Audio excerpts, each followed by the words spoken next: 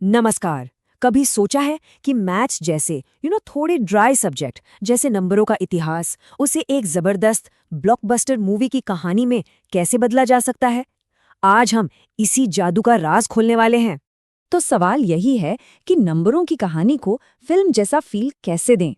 देखिए, ये सिर्फ एक सोचने वाली बात नहीं है, बल्कि ये कहानी कहने की असली ताकत को समझने की चाबी है। चलिए इस राज को मिलकर सुलझाते हैं। अब ये जो लाइन है, आप एक पेशेवर यूट्यूब स्क्रिप्ट राइटर और कहानीकार हैं, ये सिर्फ एक कमांड नहीं है। समझिए, ये एक खजाने का नक्शा है। एक ऐसा नक्शा जो हमें बताता है कि कैसे किसी भी टॉपिक को एक यादगार कहानी में बदला जा सकता है। तो ठीक है, चलिए इस नक्शे को खोलते हैं। हम इसे एक फिल्म की तरह 3 एक्ट में समझेंगे और शुरुआत करेंगे सबसे सबसे जरूरी हिस्से से, कहानी की धमाकेदार शुरुआत। ये है पहला और सबसे सुनहरा नियम। पहले 5 सेकंड में ही देखने वालों को कहानी से पकड़ लेना है। अगर ये नहीं हो पाया ना, तो समझिए आपने उन्हें हमेशा के लिए खो दिया। तो ये इमोशनल हुक है क्या? समझिए, ये एक चुंबक की तरह है। ये ऑडियंस को फौरन अपनी तरफ खींचता है और उन्हें यकीन दिलाता है कि अरे आगे जो आने वाला है ना, वो बहुत मजेदार होने वाला है, उनका टाइम वेस्ट नहीं होगा। तो सवाल है, ऐसा शानदार हुक बनाएं कैसे? बहुत आसान है। सबसे पहले एक राज, एक मिस्ट्री खड़ी कीजिए।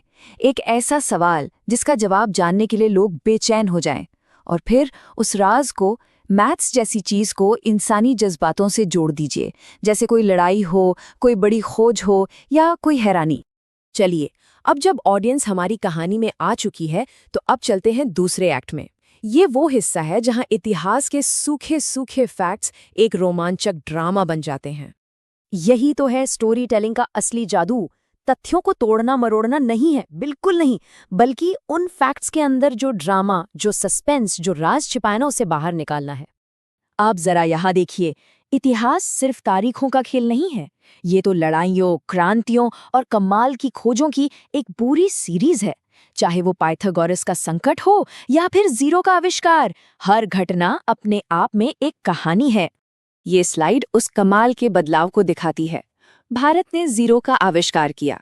ठीक है, ये एक फैक्ट है, बोरिंग है। लेकिन जब हम पूछते हैं क्या होता है जब एक पूरी सभ्यता कुछ नहीं को एक नाम देने की हिम्मत करती है, बूम, ये एक कहानी की शुरुआत है। तो अब हम अपनी कहानी के फाइनल एक्ट पर पहुंच गए हैं, तीसरा अध्याय। यहाँ हम ये सीखेंगे कि एक ऐसा एंडिंग कैसे लिखें जो लोगों के दिल और दिमाग पर छा जाए। ये हमारी रेसिपी का आखिरी लेकिन शायद सबसे जरूरी मसाला है। एक दमदार एंडिंग उतनी ही जरूरी है जितनी एक अच्छी शुरुआत, क्योंकि यही वो टेस्ट है जो ऑडियंस अपने साथ लेकर जाती है। तो एक जबरदस्त एंडिंग में होता क्या क्या है? देखिए, ये सिर्फ एक समरी नहीं है, ये 4 स्टेप्स का एक मूव है। ये पूरी जर्नी को समेटता है, उसका गहरा मतलब बताता है, उसे देखने वाले की जिंदगी से जोड़ता है और आखिर में एक ऐसा सवाल छोड़ जाता है जो सोचने पर मजबूर कर दे। और आखिर में चलिए उन सीक्रेट टूल्स पर नजर डालते हैं, वो अनदेखे हथियार जो पूरी कहानी में ऑडियंस को अपनी सीट से बांधे रखते हैं। सरल भाषा, इसका मतलब ये नहीं है कि आइडियाज सिंपल हैं, नहीं, इसका मतलब है मुश्किल से मुश्किल आइडियाज को इतने साफ तरीके से बताना कि हर कोई उसे समझ सके, उससे जुड़ सके।